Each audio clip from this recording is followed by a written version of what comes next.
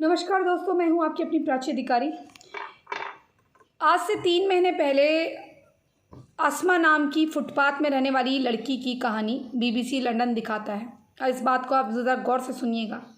3 महीने पहले आसमा रोती है, बिलखती है, कहती है हम बहुत सारे भाई बहन हैं और हम रोड पे मेरे पिता जो है रोड पे नींबू पानी बेचते हैं और बड़ी मुश्किल से घर चलता, मतलब हमारा परिवार चलता है। और आपने तो देखा ही होगा, फुटपाथ में बहुत लोग रहते हैं। दिल्ली में भी रहते हैं, कलकत्ता में भी रहते हैं, बहुत जगह रहते हैं, उत्तर प्रदेश में भी रहते हैं, हर जगह। और दूसरी चीज़, कई तो घुसपैठिए भी हैं हमारे वहाँ। आपको पता है भारत में 9 करोड़ घुसपैठियाँ भी। बेंगलोर का आपने कुछ दिनों पहले केस देखा होगा। किसी ने पूछा कि भाई कहाँ से आए हो तुम? बूढ़ा बिन रहा था, रोज़ के कितने कमा लेते हो? तो कहता है 100 रुपये। जो पुराना वाला था वो 150 रुपये 150 रुपये 200 रुपये लेता था, तो मुझे 100 रुपये में ही रख दिया गया। तो ऐसे मेरे बहुत सारे लोग हैं। 6000 रोहिया, 4000 रोहिया उसने कुछ बताया वहाँ पर, जो कूड़ा बिनने वालों का काम ले चुके थे। अब ऐसे बहुत सारे लोग हैं बिन पहचान वाले। तो आसमा कहती हैं बड़ी मुश्किल है, और मैं जो है केसी कॉलेज जो चर्च गेट के पास है वहाँ पढ़ती हूँ, और मेरे पास जो मोबाइल है उससे पढ़ना बड़ा मुश्किल हो रहा है। रात को हम सोते हैं तो कोई भी हमारे बगल में आके सो सकता है। रोते रोते आसमा बताती हैं। और उसके बाद कभी कोई आके सो सकता है। मेरे पिता और माता जो है लठ लेके बैठते हैं, बम्बू लेकर। फिर मिलाप बाद में क्या होता है, अब 1 महीने बाद, अब 3 दिन पहले एक रिपोर्ट आई है, वही बीबीसी लंदन की। आसमा को मिल गया घर, मिलाप फाउंडेशन ने। और ये घर के लिए पैसे इकट्ठा करे। हालांकि ये किराए का घर है, उसमें उनका 3 साल के रहने का बंदोबस्त करा गया कि जब तक आसमा ना पढ़ लिख जाएं। अब आसमा का कहना अब सुनिए। आसमा का कहना है, आसमा कह रही हैं कि सरकार ने उन्हें घर देना चाहिए, घर नहीं दिया है, अभी तक घर नहीं मिला है आसमा को। एक परमानेंट घर होना चाहिए। अभी 3 साल बाद वो कहाँ जाएंगी? फिर से फुटपाथ में आ जाएंगी। आसमा ये नहीं कह रही कि मैं पढ़ लिख के घर ले लूँगी या मैं घर कमाने की कोशिश करूँगी। आसमा ये कह रही है कि अब परमानेंट एक घर होना चाहिए। और जो भी मुझे सुन रहा है, मेरी और भी मदद करो। इंग्लैंड, USA, बेंगलोर, इधर से हमको ग्रुप बना के पैसा आया है। भैया कैसे पैसे आ जाते हैं? भैया एक बात बताओ, बहुत सारे लोग, आसमा ही थी, आरती नहीं थी कोई। हमेशा आसमा, जावेद, तस्लीम, नज़ीर, इन्हीं को पैसे आते हैं, है ना? चाहे वो अपराधी हो या अपराधी ना हो, वो ही बेचारे हैं हमेशा। अखलाक, उसको 1 करोड़ मिल जाता है अखलाक की पत्नी को। लेकिन बाद में पता चल जाता है कि भाई वो गौ का मीट था, लेकिन उसके बाद भी वो पैसे वापस नहीं होते, अखिलेश सरकार द्वारा दिए गए। फिर जो वो है, एक घर मिला होता है तो घर वापस नहीं होता। मतलब बहुत सारी चीज़ें ऐसी हैं कि इन लोगों का अगर आप देखिए तो इनका कुछ भी वापस नहीं होता। ये अगर अपराध इनका सिद्ध भी हो गया तो भी इनका वो चीज़ वापस नहीं होती है। और अब आज जो मैं देख रही हूँ वो ये है, मुझे हैरानी ये हुई, बहुत सारे लोग हैं, बहुत सारे फुटपाथ में लोग हैं, लेकिन ढूंढ कर किसको बुलाया गया? ढूंढ कर आसमा को ही निकाला गया। आसमा को घर मिला, आसमा को सारी चीज़ें मिली। 1 मिनट रुको। आसमा को ही सारी चीज़ें मिली, आसमा को घर मिल गया। आसमा के फादर जो है नई शर्ट में नज़र आ रहे हैं। मैं किसी गरीब के खिलाफ नहीं हूँ। मेरी बात यह है कि आपको सिर्फ एक ही जना क्यों दिखता है? आपको सिर्फ एक समुदाय विशेष क्यों दिखता है? आपको केवल मुस्लिम ही क्यों दिखते हैं? आपको हिंदू क्यों नहीं दिखते? फुटपाथ में तो बहुत लोग सोते हैं, लेकिन कहानी आपको केवल आसमा की दिखानी होती है। तो ये जो सोच है ना, मैं इसके खिलाफ हूँ। ये जो सोच है अपीजमेंट, और केवल मैं मुस्लिम हूँ, मेरा मुस्लिम से रिश्ता है, बस ये जो सोच है आपकी, ये जो सोच है, इसी सोच से ये जो अपनों को आगे बढ़ाना है और दूसरों को नहीं आने देना है, ये जो सोच है, मैं इसके खिलाफ हूँ। मत करो ऐसे, अभी रुको। तो मैं इस चीज़ के खिलाफ हूँ, ये जो सोच है मैं इसके खिलाफ हूँ। तो अब इसको 3 साल का जो घर मिल गया है, उसके बावजूद अब ख्वाहिश क्या हो गई है? ख्वाहिश ये हो गई है कि मुझे एक परमानेंट घर मिल जाए,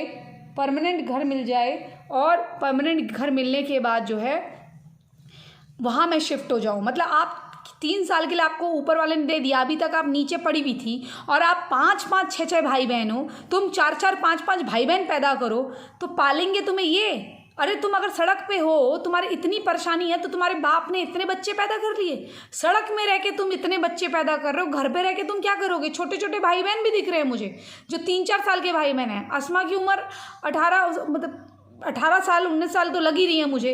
अब उससे हो सकता है उसे छोटी भी हो, लेकिन 16-17 साल की लड़की के उतने छोटे छोटे भाई बहन हैं। अब मतलब आप हद है यार, मतलब हद है। आपने ये पूछना चाहिए सवाल कि इतने बच्चे पैदा कैसे करे आपने? 3 बच्चे भी हैं तो 3 बच्चे आपने कैसे पैदा करे जब आप सड़क में हो? सड़क में बच्चे तुम पैदा कर रहे हो, तुम्हारी डिलीवरी भी हो रही है। इतना तो साला जो घरों में रहते हैं उनका नहीं हो पा रहा है, और इन्हीं के लिए क्यों करना है? ऐसा कौन सा इन्होंने? अच्छा देखो, गरीब अमीर आदमी अपने कर्मों से भी होता है, और केवल आप इनको ही बढ़ावा दोगे। फुटपाथ में तो और लोग भी बहुत सो रहे हैं, अब इनको वो भी चाहिए, घर परमानेंट घर भी चाहिए। कोई ये सवाल नहीं कर रहा केवल यही लोग क्यों दिखाई देते हैं इनको, या इनको जो अपीज करते हैं वही क्यों दिखाई देते हैं? या तो इनके अपीजर दिखाई देते हैं या ये वाले ही लोग दिखाई देते हैं। BBC लंदन का तो एक अपना ही प्रोपेगेंडा चलता है। वो BBC लंदन के प्रोपेगेंडा के तो मैं बिल्कुल ही अगेंस्ट हूँ। मुझे तो लगता है BBC लंदन का नाम पाकिस्तानी लंदन होना चाहिए। पाकिस्तानी लंदन होना चाहिए। पाकिस्तानी लंदन होगा तो ज़्यादा अच्छा होगा, क्योंकि उनको या तो केवल मजलूम मुसलमान नज़र आते हैं और उनको कोई भी हिंदू नज़र नहीं आता, उनको कोई हिंदू की कहानी नज़र नहीं आती, किसी हिंदू के साथ हुआ अपराध नज़र नहीं आ जाता। लेकिन अखलाक होगा तो वहाँ पहुँच जाएंगे, कोई होगा तो कहीं पहुँच जाएंगे। चूड़ी बेचने वाला किस प्रकार से लड़कियों को छेड़ा था वो नहीं दिखेगा, लेकिन बेचारे चूड़ी वाले को मार दिया। अरे तुमको, तुम्हारी बहन को कोई रवि छेड़ा हो उसको तुम कितना मार दो, और ऐसा कोई रवि करता नहीं है। तुम अपने घरों में बुला के कोई लड़का, अगर ये लोग क्या करते हैं, एक नया सिस्टम आ गया आजकल, लड़कियों से लड़की बनकर ये लड़कों को बात करते हैं, उसके बाद उन लड़कों को फंसा के उनको बुला के इस तरह के कार्य करते हैं उनको मरवाने के। तो इनसे ज़रा बच के रहो, और ये जो इंटरनेट की फेक दुनिया है इससे भी दूर रहो। और ये जो अस्मा का केस है जो आपको बताया, इसमें अस्मा के ऐसे सीन लिए गए। अस्मा रोड पे चल रही है, रो रही है, और अब तो घर मिल गया। घर मिलने के बाद भी उसका एक फुटपाथ का सीन लिया गया है जहाँ पर वो ईयरफोन और फ़ोन के साथ है। कितने लोगों के पास भाई, जिनके पास, कुछ लोगों के पास छोटे छोटे घर है, उनके पास भी फ़ोन नहीं है, उनके पास भी ईयरफोन भी नहीं है, उनके पास फ़ोन और ईयरफोन दोनों नहीं है, उनके पास फीस देने के पैसे नहीं हैं, उनको एक बच्चा करने तक का इंतज़ाम नहीं हो पा रहा है। और इनके 6-6 7-7 लोग हैं, सड़क में हैं, और वो पढ़ भी रहे हैं, जॉब उस पर भी जा रहे हैं, और घर भी चाहिए उनको, फ्री का घर भी चाहिए। बताओ, अगर ऐसे ही तुम बच्चे पैदा करते रहे, सरकार तुम्हें फ्री के घर कहाँ से देगी? ये एक सोचने वाली बात है जो प्रोपेगेंडा चलाया जाता है। मैं इसके सख्त खिलाफ हूँ। बच्चे तुम पैदा करो, सरकार पाले, ये नहीं चलेगा, क्योंकि टैक्स के पैसे हमारे हैं। जिसको बुरा लगता है लगने दो, जिसकी सिंपैथी उनके साथ है, इनके रोने धोने को तुम मानो, क्योंकि मेरे जो हिंदू वहाँ रोते हैं ना पाकिस्तान वगैरह में। अब ये बताओ, पाकिस्तान में जो डॉक्टर मुन्नी थी उनका क्लिनिक से उठा लिया गया था, उनको उनके घर से उठा लिया गया था। शादीशुदा लड़कियों को उठा लिया जाता है, सारी चीज़ों को, सारे लोगों को चलते फिरते बिजनेस बंद कर दिए जाते हैं, मंदिरों में तोड़ फोड़ कर दी जाती है। फिर हवाला देंगे, अरे बाबरी तोड़ दी। अरे बाबरी तुम्हारे बाप की थी क्या? एक हिंदू मंदिर था, उसको तोड़ के बनाया था, अपना मंदिर वापस लिया हमने। तुम किसी के घर में भी कब्जा कर लोगे। तो ये जो 3 साल का इनको घर दिया गया, ये किसने दिया? ये मिलाप फाउंडेशन जो है, इसकी भी जांच होनी चाहिए, सही है या ये इसी तरह के लोगों का लाती है जो जानवरों को, जिनके वहाँ हराम माना जाता है, कुत्तों का ग्रुप चला के उनको कुत्तों का मसीहा दिखाया जाता है। जो लोग काफिरों को मार दो, ये सब लिखा हुआ है, जिनके खुद के लोग कहते हैं हाँ ये मारने का हुक्म है। तो ये जो कुछ लोग कहते हैं, वही लोगों की तीमारदारी करने वाले ये लोग हैं। और ये जो फेक चल रहा है आजकल, ये प्रोपेगेंडा, इस पे जांच होने की ज़रूरत है, और लोगों को भी जागरूक होना चाहिए कि ऐसे लोगों के साथ ना देते हुए थोड़ा अपना दिमाग ओपन करके रखें। कोई थोड़े से टसुए बहा जाता है, हिंदू आ जाते हैं वहाँ पर, हाँ बहन हम तुम्हारे साथ हैं। कोई कहेगा कि मुझे एक आदमी ने गंदी धमकी दी कि वो मेरे अंदर बंदूक डाल देगा। मतलब तुम ग्रुप में भी जा रहे हो, तुमको वहाँ से पता चल जा रहा है कि कोई आदमी है वो तुम्हारे खिलाफ़ ऐसा कह रहा है, तुम उसका नंबर भी ढूंढ लेते हो ट्रू कॉलर में, उसके बाद तुम्हें पता भी चल जाता है वो आदमी कौन है। तुम्हारी इतनी हिम्मत है कि तुम उसे फ़ोन भी कर दे रहे हो और वो आदमी जो है तुम्हें गालियाँ भी दे रहा है, उसके बाद तुम उसकी पुलिस कंप्लेन भी नहीं कर रहे हो। हिंदू जो है वो, हाँ बहन हम तुम्हारे साथ हैं, हाँ बहन हम तुम्हारे साथ हैं, ये रहा मेरा पेटीएम नंबर, कल को मैं बचूँ ना बचूँ। फिर दूसरे दिन वो लड़की लाइव करेगी, खुलेआम घूमेगी, आपके पैसों से अपने स्कूटी में बाइक में पेट्रोल भराएगी, फिर उसका साथ एक हिंदू लड़का देगा, वही उसकी एडिटिंग करेगा, वही उसको आगे बढ़ाएगा, वही उसको दूसरे हिंदू चैनल्स में लाएगा।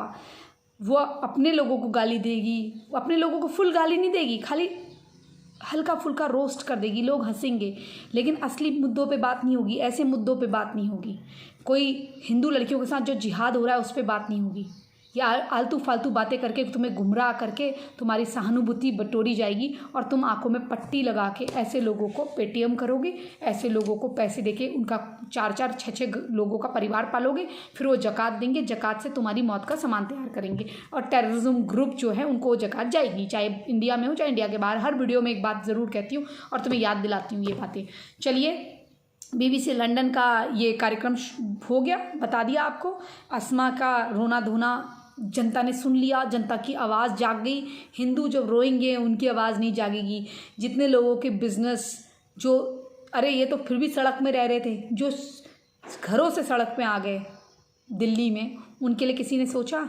इतनी जगह हमारे नेपाल में, मतलब नेपाल में बाढ़ आ जाती है, उसके बारे नेपाल में बाढ़ आ जाती है, नेपाल में त्रासदी हो जाती है।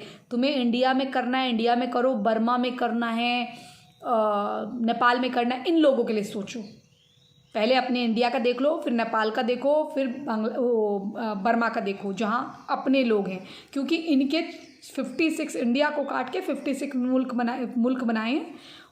उन मुल्क में से इनको पैसा भी आता है, पैसा जाता भी है। याद है ना उसामा बिन लादेन ने क्या कहा था? उसामा बिन लादेन ने कहा था कि हमारी मदद अमेरिका में जब हमले हो रहे थे उस दौरान हमारी मदद भारत के मुसलमानों ने करी थी, भारत से भी हमें बहुत पैसा आया था। ये भारत से किसने पैसा भेजा था ये कभी सोचा आपने? कभी सोचा नहीं होगा। तो यही लोग हैं जो तालिबान के गुणगान गाते हैं। ठीक है, चलिए इसी संदेश के साथ जय श्री राम, हर हर महादेव। ये अस्मा के बारे में कहीं वीडियो देख के सहानुभूति मत कर लेना, पहले अपने लोगों से सहानुभूति करना सीख लो, पहले अपने लोगों की, क्योंकि हमारे वहाँ इनके लोग तो इनके साथ मिले ही हैं। हमारे वहाँ जो कम्युनिस्ट मानसिकता के जो लोग हैं, जिनको अली जावेद से प्रेम हो गया है, या कोई ऐसे दांत वाली औरत है JNU की राक्षसी माई, वो जब किसी गंजे मुस्लिम के चिपकी हुई हैं तो उनकी फ़ोटो डालती हैं, ऐसे लोग फिर इन्हीं के लिए खड़े हो जाते हैं। सूरा भाजकर दीदी जो हैं भाजती हैं, उनका ज्ञान भाजती हैं, फिर हिंदू पूजा की पिक्चरें लगाती हैं। फिर ये सब एक स्ट्रैटेजी के तहत होता है, सहानुभूति गेम। ये सहानुभूति में मत जाइए। इनकी सहानुभूति के किस्से अगर आपको सुनाने पर आई मैं, तो फिर आपको बड़ी हैरानी होगी। एक PR टीम रहती है, चाहे यूट्यूबर वाली छोटी PR टीम हो, जिसमें अपने आप को मुसलमानों द्वारा दी गई धमकी, गोली मारने की धमकी दिखाई जाए, फिर दूसरे दिन मज़े से खुले में घूमा जाए इतनी बड़ी जान की धमकी मिलने के बाद, और पेटीएम मंगाया जाए। या फिर अगर हम देखें आमिर खान हो या कई लोग हों, इन लोगों द्वारा इनका PR टीम एक्टिव होना, या फिर शिल्पा शेट्टी, मतलब बड़े से लेके छोटा सा अदना सा इंसान भी जिसकी कुछ असली में वैल्यू ना हो, ये अपने सब्सक्राइबर बढ़ाने के लिए ऐसी ऐसी हरकतें करते हैं और अपने लोगों को बढ़ावा देते हैं। केवल अपने लोगों को, जो भारत के लिए असली में कुछ नहीं कर रहे, कोई टैक्स नहीं भर रहे हैं, फोकट की खाना है, फोकट का जनता को लूटना है। यही मैं बस आपको समझाना चाहती थी। ये जो फ्री की बिरयानी में पल रहे लोग हैं ना, इनको ज़रा पहचान लीजिए। और राष्ट्रवाद बिकाऊ नहीं होना चाहिए। मदद कोई आपकी खुद करे, किसी कोई प्रोग्राम हो, कोई चीज़ आप कर रहे हो या आपको तकलीफ़ हो रही हो, भारत का झंडा उठाना, भारत की वाहवाही करना, दुश्मनों के खिलाफ बोलना बहुत अच्छी बात है, लेकिन केवल अगर मैं हिंदुओं को गाली दे, मतलब हिंदुओं के कुछ ग्रुप को मैं गाली देने लग जाऊं या उनका मजाक उड़ाऊं, लेकिन खुल के जो असल मुद्दे हैं उस पर ना बोलूं, तो फिर आपको उस सोच पे शक होना चाहिए कि क्यों नहीं जिहाद पे बात होती, क्यों नहीं चीज़ों पे बात होती, और क्यों इस तरह की चीज़ें हो रही हैं। ये आप ज़रूर देखिए। और क्यों एक टारगेटेड मज़हब के लोगों को ही मदद मुहैया कराना या उन्हीं को मजलूम क्यों दिखाया जा रहा है। फुटपाथ में तो बहुत लोग सोते हैं। महाराष्ट्र में तो बहुत मराठी हैं बेचारे गरीब, उनकी मदद करो, और बाकी जो हिंदू हैं उनकी मदद भी करो। हिंदुओं के तो एक एक दो दो ही बच्चे होते हैं, उनकी मदद करो। जो वाल्मीकि समाज है वो इतना गरीब है, उसकी मदद करो ना। वैसे तो जय मीम जय भीम है, लेकिन वैसे फिर मीम ही मीम है। चलिए, इसी संदेश के साथ मैं प्राची अधिकारी आपसे विदा लेती हूँ। और आप क्या सोचते हैं इस विषय में? और दोबारा कह के जा रही हूँ कि अस्मा के रोने को देखकर पिघल मत जाना, क्योंकि बहुत सारी आरती, बहुत सारी उषा, कमला, बिमला रोती हैं, उनके आंसू कोई नहीं देखता। जय श्री राम, हर हर महादेव।